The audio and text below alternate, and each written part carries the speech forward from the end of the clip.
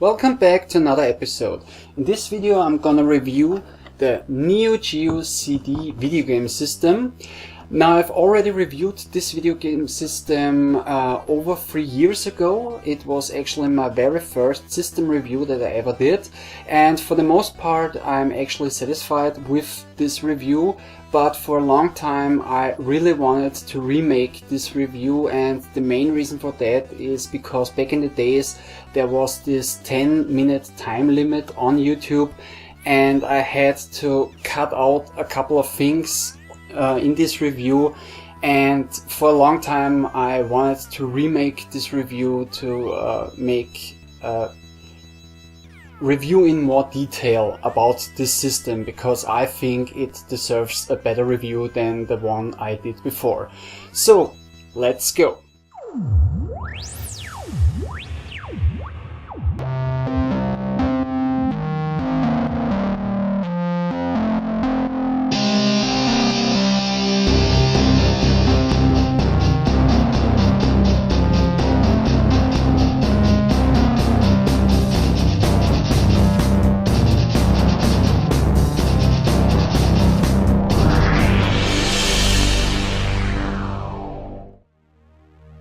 Now, before we talk about the Neo Geo CD, first let's talk a little bit about the history of Snk and the Neo Geo.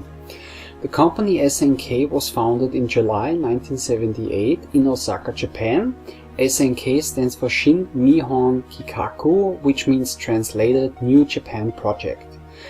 The company started as a developer and manufacturer of arcade games, and some of their better known titles are, for instance, the side-scrolling space shooter Vanguard from 1981, which was later ported to the Atari 2600 and 5200, or Alpha Mission, a vertical-scrolling space shooter from 1985, which was later ported to the Nintendo Famicom and Nintendo Entertainment System by Snk, since Snk signed a contract with Nintendo in 1985 to become a third-party licensee and developer for their Nintendo Famicom and Nintendo Entertainment System, the home consoles. Also, Snk's big hit from 1986, the side-scrolling shooter / run-and-gun game Ikari Warriors, was later ported to the Nintendo Famicom and the Nintendo Entertainment System by Snk, and since it was so successful, it was also ported to many other video game systems and computer systems, like for instance the Commodore Amiga or the Spectrum computers. And yeah, Snk also made completely new games for Nintendo, like for instance Baseball Stars, which was also very popular. And in 1988, Snk started working on a completely new kind of arcade machine. A cartridge-based arcade machine which was also able to contain more than only one game. This idea was based for the most part on the Nintendo PlayChoice 10 arcade machine from 1986. The PlayChoice 10 was basically a Nintendo Famicom / Nintendo Entertainment System with 10 cartridge slots built into an arcade machine. And this is also the reason why this is called PlayChoice 10, because you were able to play 10 different games on one machine. And yeah, the funny thing was the interesting thing about this arcade machine was that you could choose at any time between all the 10 different games, because when you inserted a coin into this machine you wouldn't buy continuous, instead you would buy time. And if I remember correctly, with one coin you got 300 seconds of playtime, and during those 300 seconds, like I said, you could choose between all the different games. You could play a game for, let's say, 100 seconds and then choose another game. It also didn't matter if you lost the game or anything, that you lost all lives. You could still continue playing the games until the time ran out, or you inserted another coin. Then there was also a second version of the PlayChoice arcade machine, which was only called PlayChoice, and this was an arcade machine where you could only play one Famicom/NES game because it only had one cartridge slot. And yeah, there were also the so-called Nintendo Versus System arcade machines, but those are also a completely different story. Also, Sega released a similar version like the PlayChoice 10 in 1989, and this was called the Sega Megatech system.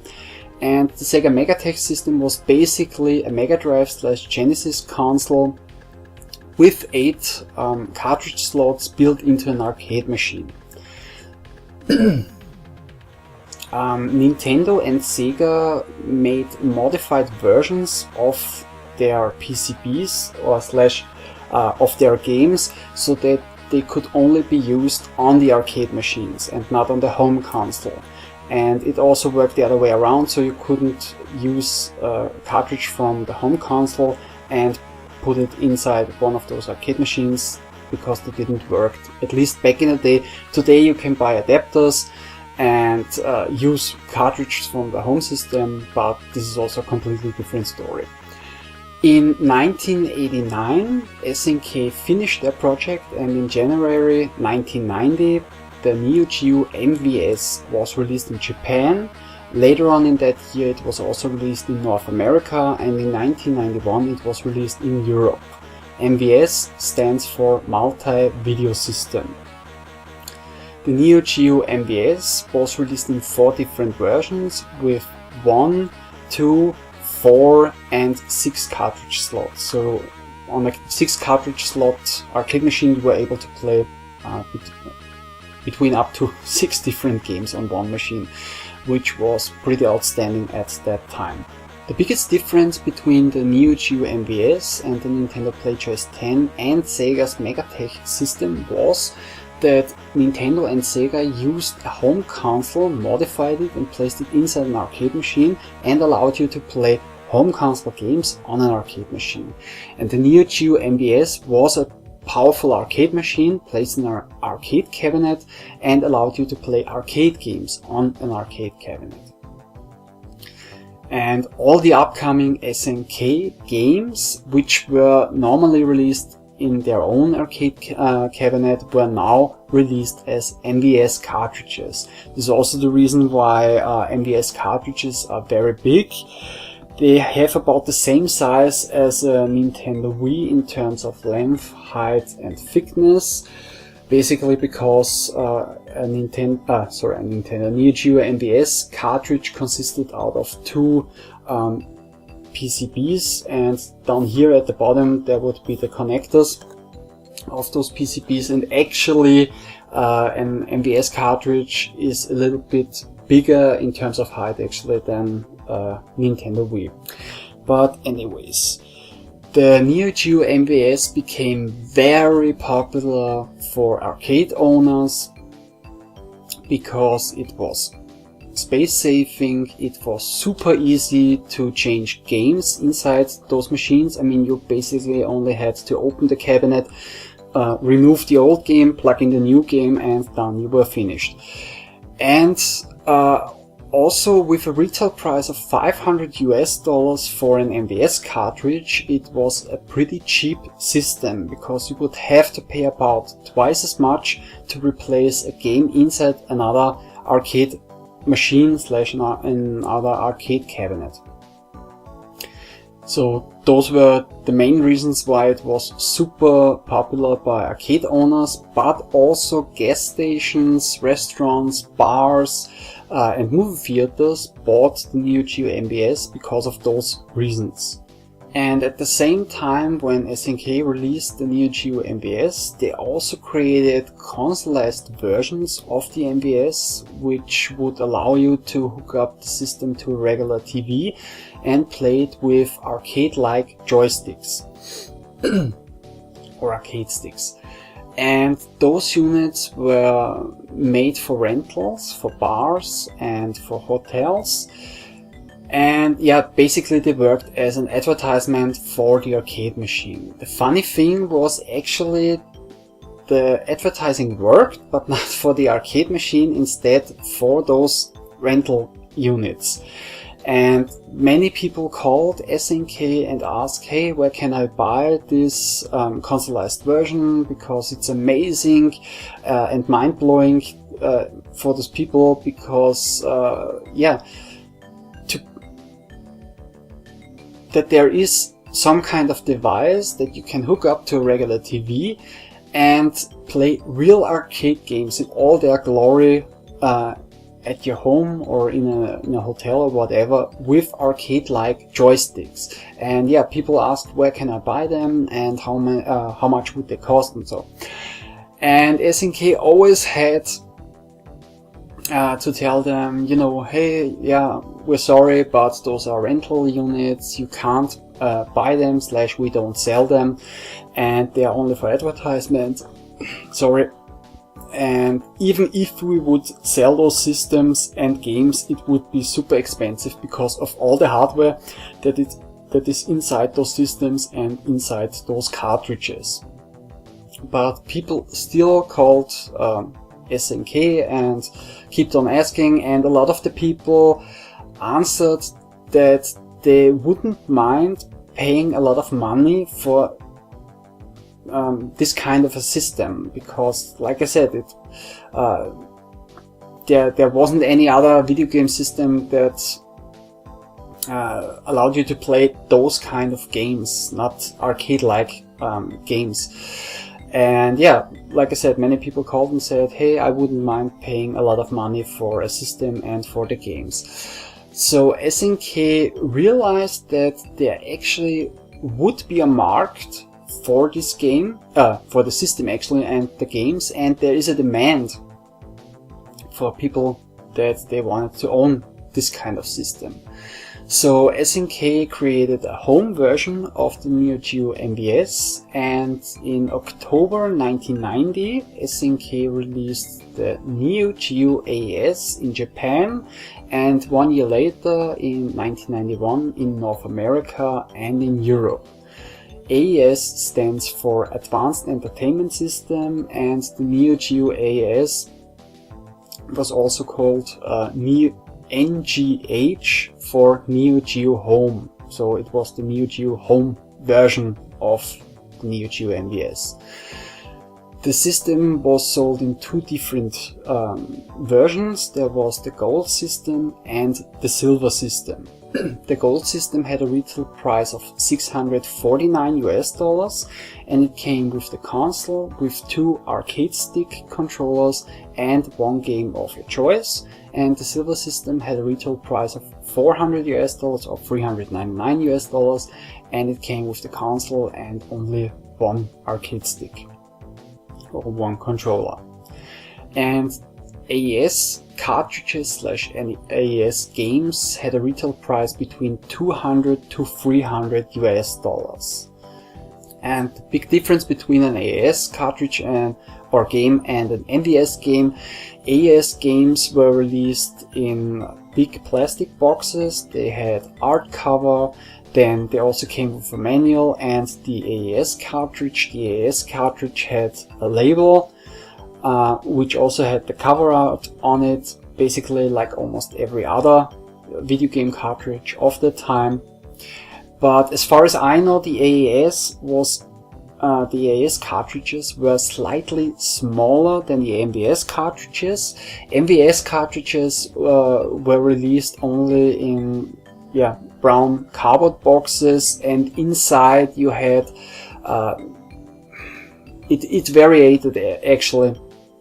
Most of the times you had flyers inside, then also a picture for the MVS marquee to place, to let people know what game is inside this MVS arcade system or arcade machine. And the MVS cartridges, like I said, I think they were a little bit bigger, and they also didn't have really a label. They only had a sticker on the top, a white sticker, and on this sticker you had the Neo Geo logo, then the name of the game, and as far as I know, I guess the model number of the game. But in the end, you couldn't use an MVS cartridge on a Neo Geo AES system, and you also couldn't use an AES cartridge on an MVS system. And SNK made that specifically so that arcade owners wouldn't buy the cheaper AES games and place them inside their MVS arcade machine.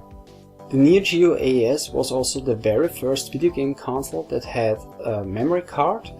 And what was also very unique about the memory cards of Neo Geo was that almost every MVS arcade machine also had a memory cartridge slot.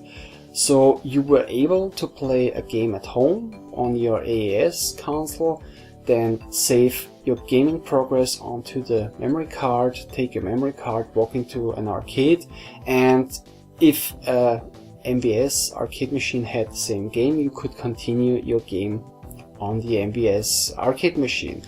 And it also worked the other way around. Now, even though the Neo Geo AES was much more advanced than any other video game console of this time, at least, and gamers who saw the system in action fell immediately in love with the system, the Neo Geo AES sold, pretty poorly, let's call it like that. And the reason for that is, of course, because it was too expensive for the most people, and only a few people were actually able to afford the system and also the games. And SNK knew right from the beginning that because of its high price tag, it wouldn't nearly sell as well as the competition from Nintendo or Sega, but they also wanted to sell systems and in the end make more money like any other company. So after some research, SNK found out that actually more people were willing to spend the money and buy a system if the games were priced cheaper and would not cost between $200 to $300.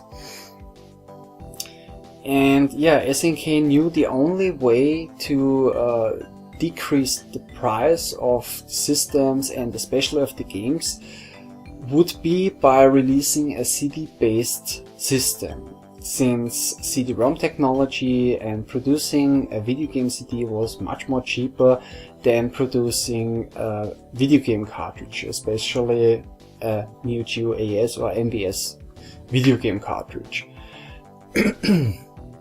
So in 1994, SNK released the Neo Geo CD Model 1, this one right here. This was only released in Japan. It had a retail price of $400 and it was sold with a completely new gamepad controller. And only 25,000 units were ever made of the Neo Geo CD Model 1. As far as I know, the Neo Geo CD Model 1 was a test run, and this was the reason why it was only sold in Japan and only 25,000 units were made, because SNK wanted to know if people were actually interested in buying a more affordable CD-based system. And depending on the sales, they would decide if they would continue with this project or cancel the project. Neo Geo CD games had a retail price between $50 to $60. And the Neo Geo CD Model 1 sold very, very well. Actually, they sold out pretty quickly. So SNK decided to continue the project, and they also released in the same year, 1994, the Neo Geo CD Model 2. And later on, this version was also released in North America and in Europe. One drawback of the Neo Geo CD compared to the Neo Geo AES was loading times. Now gamers were confronted with loading times, and depending on the size of the game, which were always highlighted on the AES boxes of those games, loading times could take between 30 to 60 seconds, and also depending on the game, you had more or less of those loading times. And this was the reason why the Neo Geo CD became very unpopular by a lot of Neo Geo fans worldwide. SNK reacted to all the complaints that they got back in the day by releasing in 1995 the Neo Geo CD-Z. This was a compact, redesigned version of the Neo Geo CD with faster loading times. It was, like I said before, released in 1995. It had a retail price of $400 as far as I know, and it was also released with this new gamepad controller. Also, the Neo Geo Model 2 had a retail price of $400, and it also came with one of the new gamepad controllers. The CDC was only released in Japan, and the reason for that was because in 1994 and 1995 the arcade and the video game industry actually had changed. 3D games were the new big thing, and every company worked on either 3D games or 3D capable systems. And all the Neo Geo systems were 2D monsters, but they weren't capable to perform 3D graphics. And SNK already figured out that it would be only a matter of years actually until they had to discontinue supporting their MVS, their AS and CD systems, at least in terms of the hardware.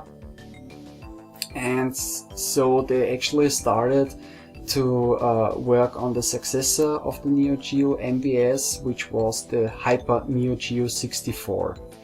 And in the end, the reason why they only released the Neo Geo CDC in Japan was because all the Neo Geo systems sold the best in Japan / in Asia. This was the strongest market for SNK, and they didn't want it to lose or to risk losing money if they would have released the CDC also in North America and in Europe, especially because of the competition of that time with the Sega Saturn and the Sony PlayStation. Okay, but yeah, this was enough of the story of SNK and Neo Geo. There's a lot more that I could tell you, or there's a lot more history, like for instance with the Neo Geo Pocket or the Hyper Neo Geo 64, which I mentioned before, but in the end this is a video or a review about the Neo Geo CD. So next we're gonna take a closer look at the systems.